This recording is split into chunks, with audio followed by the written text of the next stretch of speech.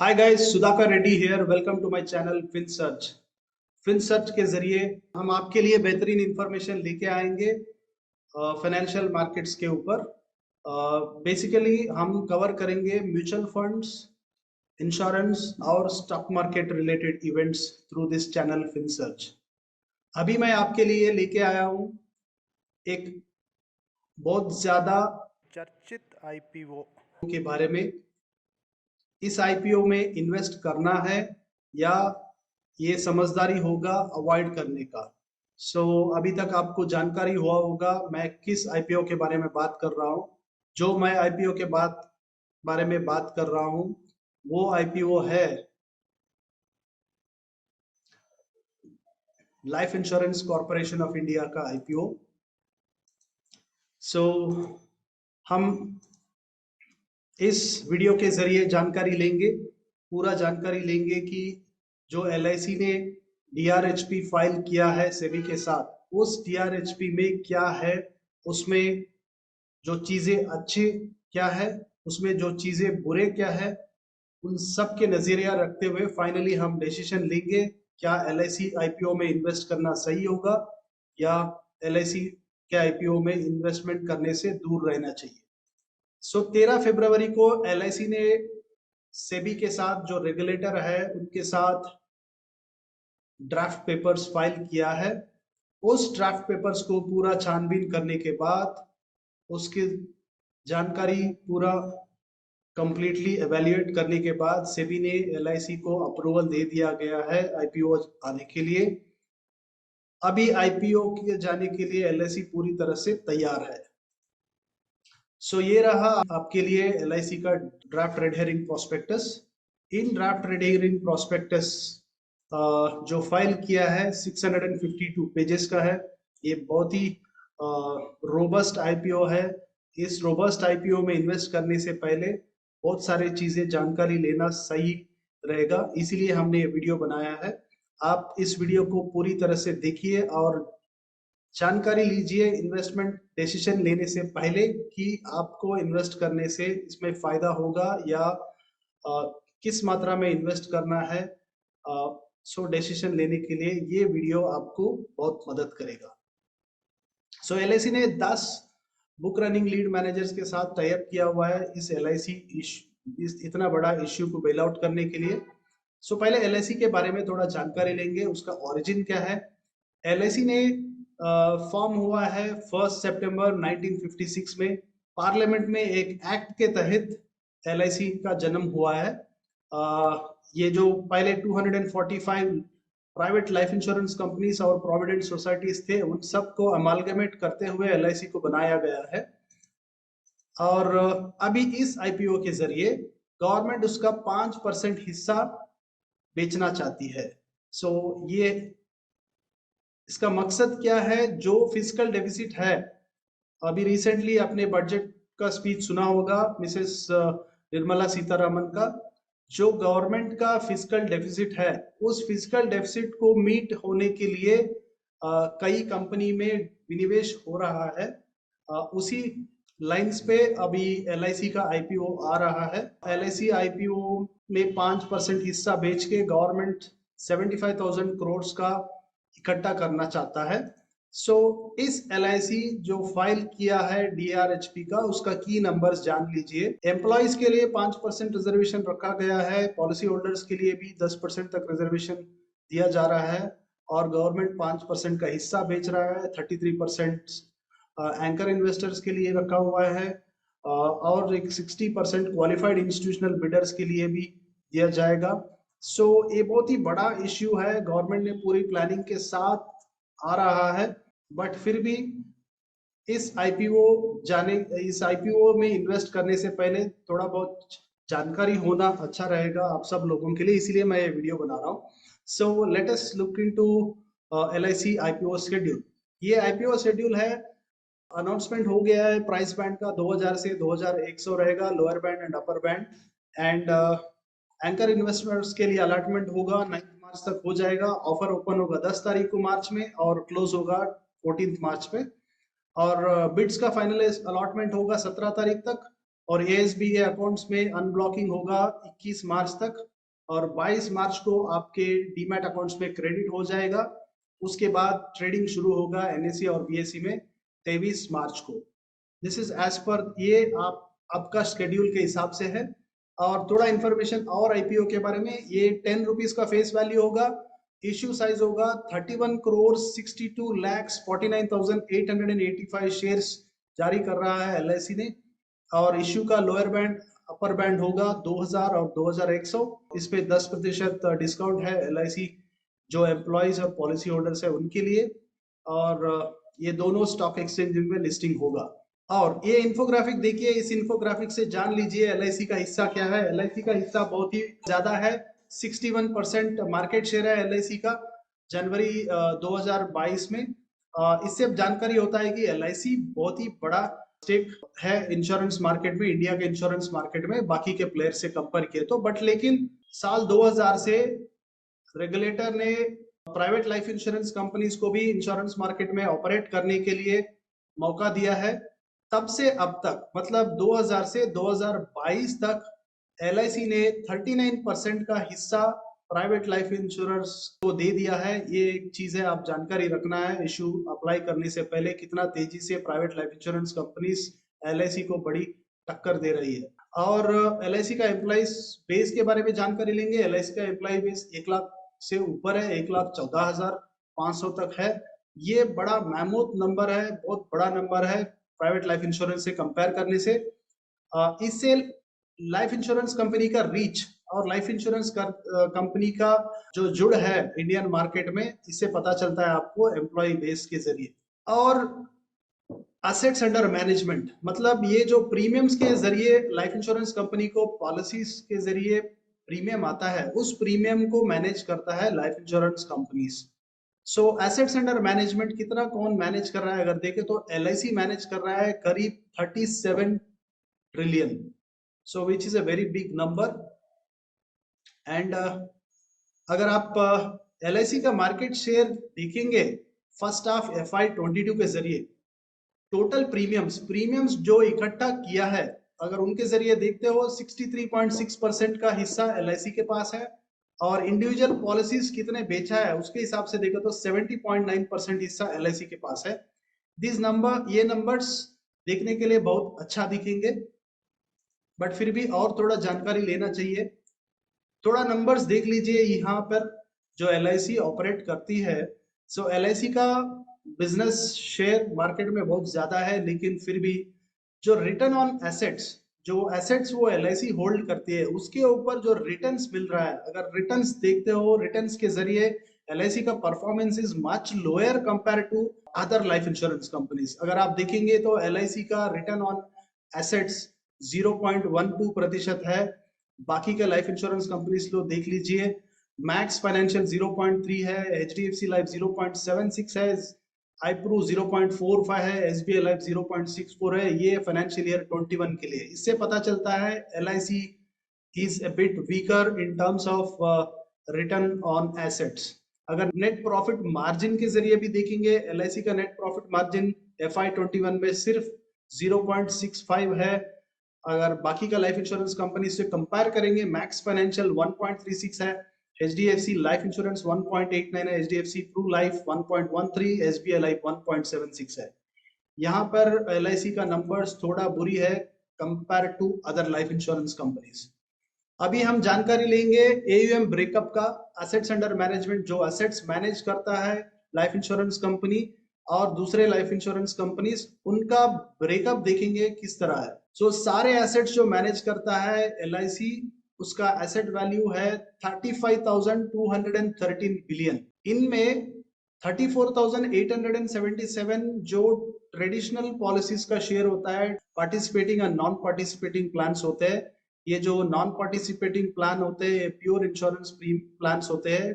Participating plans जो होते हैं उनके जरिए सेविंग्स करने का मौका भी मिलेगा और इंश्योरेंस प्रोटेक्शन भी मिलेगा। इसमें क्या है, ये बंडल्ड प्रोडक्ट्स है, इनको सरेंडर करने से कम पैसे मिलेगा, इसलिए ऑब्लिगेशन रहेगा कि कस्टमर को बहुत ज्यादा साल, जितने साल का कॉन्ट्रैक्ट लिया है उतने साल तक वो भरना ही पड़ेगा, तभी उसको बहुत फायदा मिलेगा। ये जो एसेट्स मैनेजमेंट करते हैं इनके लिए फायदे की चीज है, क्योंकि जो ज्यादा शेयर है उनका ट्रेडिशनल शेयर है, और जो यूनिट लिंक पॉलिसीज जो होते हैं ये मार्केट लिंक पॉलिसीज होता है। मार्केट के रिटर्न्स के हिसाब से इनका रिटर्न्स भी होता है, और इसमें थोड़ा प्रोविजंस दिया गया है कस्टमर्स को कि अगर तब जब भी उनको पैसों का जरूरत होता है 5 साल के बाद, वो अगर पैसे निकालना चाहते हैं उनके लिए प्रोविजंस दिया गया है कि या पार्शियल विड्रॉ कर सके या अगर चाहे तो पूरा भी सरेंडर कर सकते हैं। इससे एलआईसी का स्ट्रेंथ पता चलता है कि इनका यूनिट लिंक्ड शेयर बहुत ही कम है जो एसेट्स मैनेज करता है, और ट्रेडिशनल शेयर बहुत ही ज्यादा है। ये कंपनी के लिए एक मजबूत फिगर है compare to other life insurance companies. अगर आप अदर लाइफ इंश्योरेंस कंपनीज को देखेंगे, एचडीएफसी लाइफ का टोटल एसेट्स अंडर मैनेजमेंट है 1738 बिलियन, उसमें 905 बिलियन इज फॉर ट्रेडिशनल के लिए है, और 748 बिलियन यूनिट लिंक्स है, पॉलिसीज है। ये थोड़ा ये नंबर अच्छा नहीं है। जब फाइनेंशियल मार्केट्स ठीक नहीं रहेंगे, जब मार्केट्स गिरेंगे, लोग पैसे निकाल देंगे उसमें से थोड़ा बहुत उनके खर्चा के लिए या उनका फाइनेंशियल एक्सीजेंस को मीट करने के लिए। सो रिलेटिवली एलआईसी के अच्छी चीज है कि इनके पास ट्रेडिशनल शेयर ज्यादा है। और एलआईसी के टॉप 10 शेयर होल्डिंग्स के बारे में जानकारी लेंगे। एलआईसी बहुत ही अच्छे कंपनीज में उनका स्टेक्स बरकरार रखा है, उसका स्टेक्स बहुत ज्यादा है।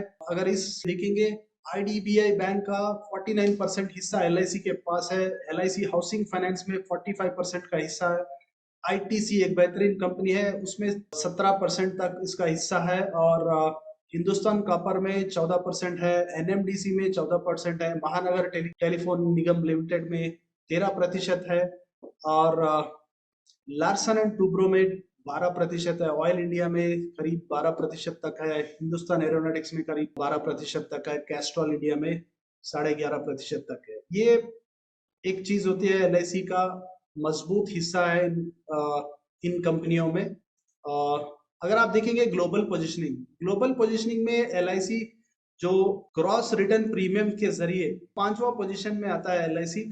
फर्स्ट में अलियांस कंपनी है जर्मनी का, एक ग्लोबल मेजर है, उसके बाद चाइना का 2 कंपनी है, उसके साथ में नेक्स्ट आएगा इटली की कंपनी, उसके बाद एलआईसी। इससे आपको पता चलता है एलआईसी कितना बड़ा कंपनी है, एलआईसी कितना एसेट्स मैनेज करता है, साइज ऑफ द कंपनी आपको पता चल जाता है। अगर देखेंगे आपके हिसाब से जो वैल्यूएशन एलआईसी को दिया गया है, जो लोअर बैंड अपर बैंड दिया गया है, उसके हिसाब से डालने से एलआईसी का मार्केट कैपिटलाइजेशन होगा 172 बिलियन। अगर 172 बिलियन का वैल्यूएशन एलआईसी को देते हैं, अभी एलआईसी अगर लिस्ट होता है उसी दाम पर, वो तीसरा पोजीशन में रहेगा रिलायंस और टीसीएस के बाद।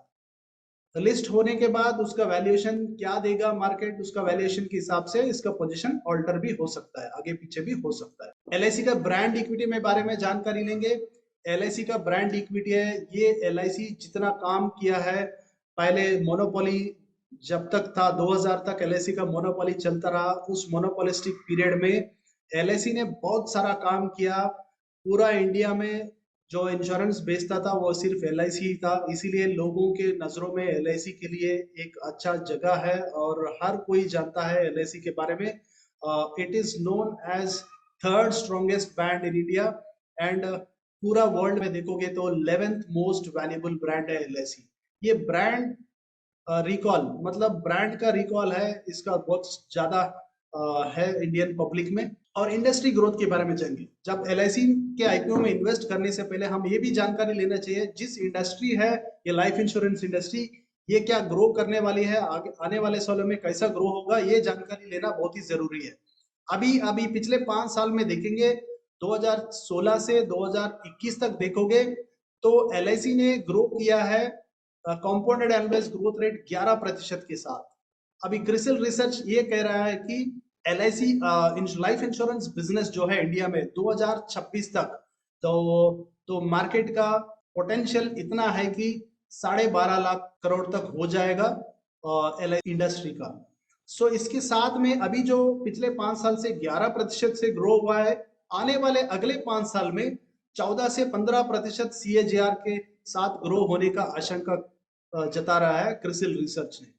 So it's a good thing that this industry is a growing industry. एक ग्रोइंग इंडस्ट्री में इन्वेस्ट करने के लिए अच्छा होगा, जिस कंपनी मेजर हिस्सा शेयर करती है उस कंपनी में इन्वेस्ट करना अच्छा ही होगा। इंडस्ट्री पेनिट्रेशन अगर देखोगे तो इंडस्ट्री पेनिट्रेशन में इंडिया बहुत वीक है। इंडिया में सिर्फ 3.2% पेनिट्रेशन है। Compare to global numbers it is very low number.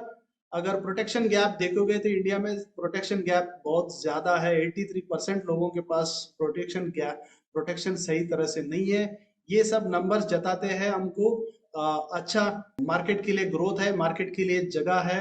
Insurance market में कंपनीज जो है उनके लिए फ्यूचर बहुत ही अच्छा होगा, ताकि वो जो गैप्स फिल कर सके।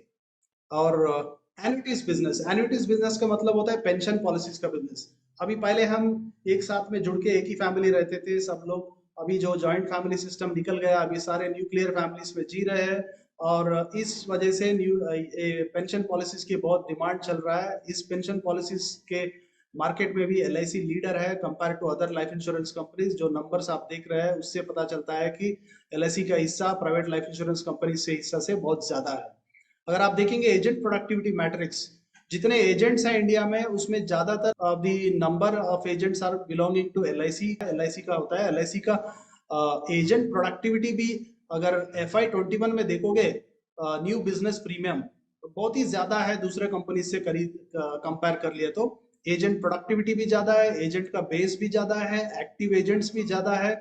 सो productivity in FY21 financial year 22 भी LIC का सबसे ज्यादा है। ये एक अच्छी नंबर है LIC के लिए, ये बेहतरीन नंबर माना जाता है। इतना बड़ा बिजनेस करते हुए, इतना साइज में ऑपरेट करते हुए, इतना प्रीमियम लेके आना हर एक एजेंट एवरेज पे, ये बढ़िया नंबर है। अगर ओपेक्स रेशियो देखते हो, मतलब ऑपरेशनल एक्सपेंसेस कहा जाता है ओपेक्स रेशियो का, अगर इंडस्ट्री का ओपेक्स रेशियो देखोगे तो 12.5% है। प्राइवेट लाइफ इंश्योरेंस कंपनीज का ओपेक्स रेशियो देखो तो 10% है, whereas LIC का ओपेक्स रेशियो इज ओनली 8.7% है। तो कम ऑपरेशनल एक्सपेंसेस है LIC के लिए because of its size of the number and reach. So इससे माना जाता है कि LIC का नंबर इसमें ऑपरेशनल एक्सपेंसेस में बहुत ही बढ़िया माना जाता है।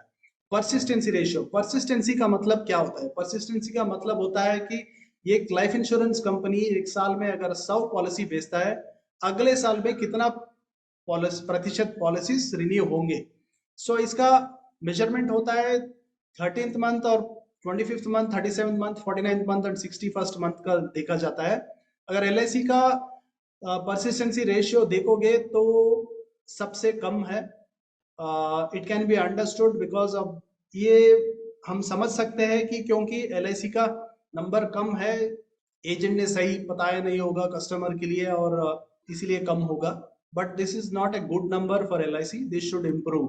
एंड अगर 61st मंथ का परसिस्टेंसी देखोगे सब कंपनी से LIC का ज्यादा है।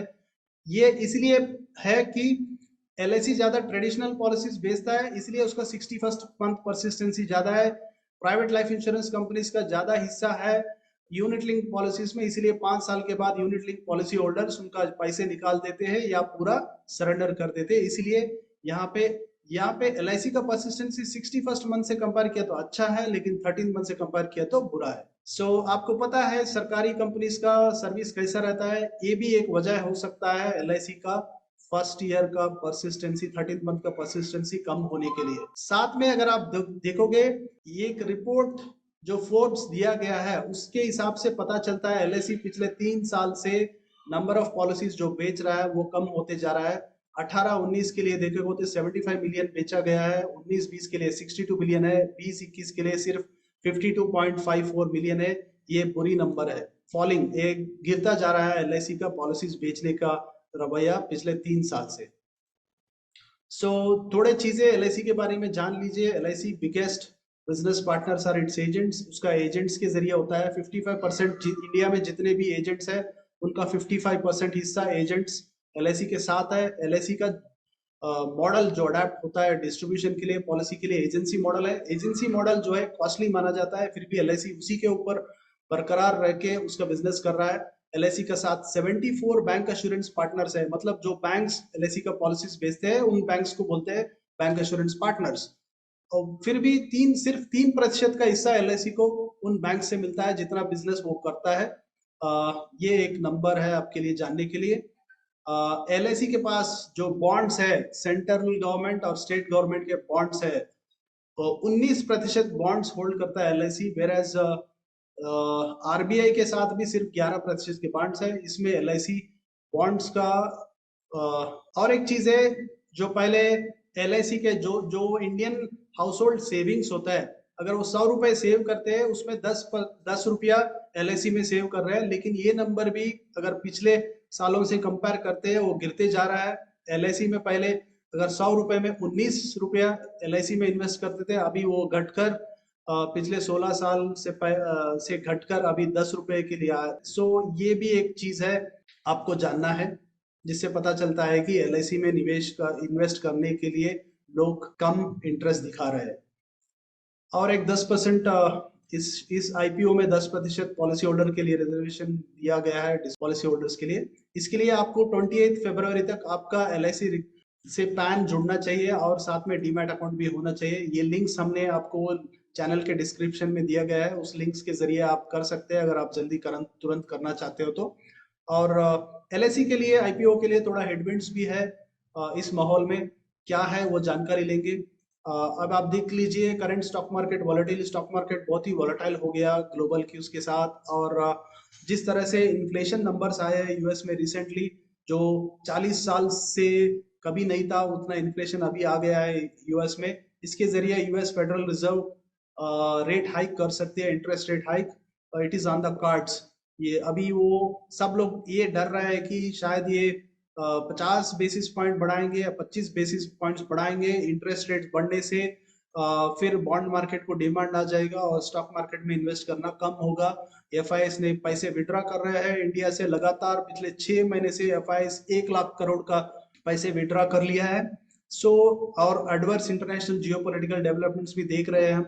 कभी चाइना ताइवान के ऊपर ताकत दिखाता है, कभी रशिया यूक्रेन के मसला चल रहा है। these are all the sensitive things which are to be considered LIC IPO के इन्वेस्ट करने से पहले। इन्वेस्टर सेंटीमेंट भी बहुत ग्रिम है। अभी थोड़े महीने पहले एक बड़ा आईपीओ आया था, 2000 रेंज में दिया गया था, वो अभी सिर्फ 1000 रुपए तक है। इससे भी इन्वेस्टर्स का कॉन्फिडेंस है वो थोड़ा हट गया है। और रशिया यूक्रेन का क्राइसिस अभी सॉल्व नहीं हुआ है। ग्लोबल मार्केट्स में हर तरह की अनसर्टेनिटी है। क्रूड ऑयल बढ़ने से, क्रूड ऑयल ने $100, ब्रेंट क्रूड $100 तक चले गया एक बैरल। सो ये सब चीजें नजरिया रखना है आप एलआईसी के आईपीओ में इन्वेस्ट करने से पहले। सो और थोड़ी चीजें आपकी जानकारी के लिए मैं बता रहा हूँ यहाँ पे। डीआरएचपी पढ़ने के बाद उस डीआरएचपी में दिया गया है एलआईसी को गवर्नमेंट से लड़ रहा है कोर्ट्स, गवर्नमेंट को 75,895 करोड़ का रेट्रोस्पेक्टिव टैक्स ड्यू है। इस ड्यूज के लिए कुछ भी प्रोविजन रखा नहीं गया है, ये एक बुरी चीज है। अगर गवर्नमेंट ने केस जीत जाता है तो एलआईसी 75,000 करोड़ गवर्नमेंट को पे करना होगा। बट ये एक चीज है, आप नजरिया में रखना है, आपके नजरिया में रहना चाहिए बिफोर इन्वेस्टिंग। और थोड़े इंटरेस्टिंग फैक्ट्स है। जितना एलआईसी के पास एसेट है उसका एसेट वैल्यू पाकिस्तान, बांग्लादेश और श्रीलंका का जीडीपी से भी ज्यादा है। ये सुनने के लिए अच्छा रहता है, लेकिन जिस तरह से एसेट्स, रिटर्न ऑन एसेट्स है, जितना एसेट्स मैनेज कर रहा है, रिटर्न ऑन एसेट्स है एलआईसी का बहुत कम है, वो नंबर से इट इज थोड़ा कॉन्ट्राडिक्टिंग है। और एलआईसी के पास 21,500 करोड़ का अनक्लेम्ड फंड्स भी है, आपकी जानकारी के लिए। अभी एक स्ट्रेंथ्स और वीकनेसेस देखेंगे। अगर स्ट्रेंथ्स देखेंगे तो एलआईसी के पास रोबस्ट एजेंट्स का बेस है। साथ में एलआईसी हर तरह के नया नया पॉलिसीज लेके आती है समय समय पर। और उनके एजेंट्स भी बहुत ही स्किल्ड एजेंट्स हैं, उनके साथ इन हाउस ट्रेनिंग फैसिलिटीज भी है। इसके लिए ब्रांड रिकॉल बहुत अच्छा है, हर कोई जानता है एलआईसी इंडिया में। और अभी अभी रिसेंटली एलआईसी ने टेक्नोलॉजी के ऊपर ध्यान दिया है, डिजिटाइजेशन कर रहा है, स्टैंडर्डाइजेशन के लिए कोशिश कर रहा है। ये सब चीजें स्ट्रेंथ्स है। अगर वीकनेस के बारे में जानना चाहते हो तो थोड़ा वीकनेसेस भी है। बहुत सारे गैप्स है पोर्टफोलियो में, हर तरह का प्रोडक्ट्स हर तरह का पोर्टफोलियो में नहीं है इनके। सो सही टाइम पे फाइलिंग नहीं होता है। जब कभी रेगुलेटरी रूल्स चेंज होता है एलआईसी उस थोड़े प्रोडक्ट्स में गैप कमी दिखता है। और प्रॉफिटेबिलिटी रेशियोस स्पेशली जैसा हमने डिस्कस किया था, परसिस्टेंसी रेशियोस वो सब कम है। LIC सिर्फ लाइफ इंश्योरेंस के ऊपर ही ध्यान दे रहा है। ये इनोवेटिव प्रोडक्ट्स और थोड़ा बहुत हेल्थ इंश्योरेंस में पेनिट्रेशन कम है अभी भी। और इनके साथ नॉन परफॉर्मिंग एसेट्स भी बहुत ज्यादा है, स्पेशली डेट पोर्टफोलियो जो बॉन्ड्स रखा गया है बहुत सालों से, सो वो परफॉर्मेंस कम है। आपने देखा है प्राइवेट लाइफ इंश्योरेंस कितना कर रहा है और ये रिटर्न ऑन एसेट्स कितना है। सो हमारा सजेशन है LIC IPO एप्लीकेंट्स के लिए, और लिस्टिंग गेन्स के लिए आप दूर रहिए, इन्वेस्ट नहीं करना है। आप सिर्फ लिस्टिंग गेन्स के लिए इन्वेस्ट करना चाहते हो, सतर्क रहिए, आप दूर रहिए। अगर 2 से 6 महीने के लिए इन्वेस्टमेंट करने के लिए सोच रहे हो, फिर भी आप स्मॉल क्वांटिटीज में खरीदिए। 1 साल से 2 साल तक इन्वेस्ट करना चाहते हैं तो तभी भी आप स्मॉल क्वांटिटीज में खरीदिए। इन्वेस्टर्स जो 5 साल से 10 साल तक निवेश करना चाहते हैं, इसमें स्मॉल क्वांटिटीज में खरीदिए IPO के जरिए। उसके बाद अगर प्राइस फॉल होता है फिर थोड़ा थोड़ा अक्यूमुलेट करते जाइए। हमारा डिस्क्लेमर भी पढ़ लीजिए। डिस्क्लेमर ये है कि Finsearch is not responsible for your decision making. आप जो भी डिसीजन लेते हैं आपके ऊपर निर्भर होगा। जो भी डिसीजन हमारे सजेशन के साथ लेते हो, हमें कोई वास्ता नहीं है आपके इन्वेस्टमेंट के डिसीजन पर, आपको प्रॉफिट मिलेगा या नुकसान होगा। जो लोग अभी डीमैट अकाउंट नहीं है वो अकाउंट ओपन करना चाहते हैं, तुरंत कर लीजिए। अगर LIC IPO को अप्लाई करना चाहते हैं, हमने आपको इंडिया का टॉप 2 ब्रोकिंग हाउसेस का लिंक्स दिया गया है आपके लिए चैनल डिस्क्रिप्शन में, वहां पे जाके आप डीमैट अकाउंट खोल सकते हैं। हमने आपको 2 लिंक्स दिया गया, एक अपस्टॉक्स का और एक ज़ीरोधा का। So thank you very much. आप पेशेंस से मेरा जो प्रेजेंटेशन है आप सुनने के लिए, ऑन बिहाफ ऑफ फिनसर्च।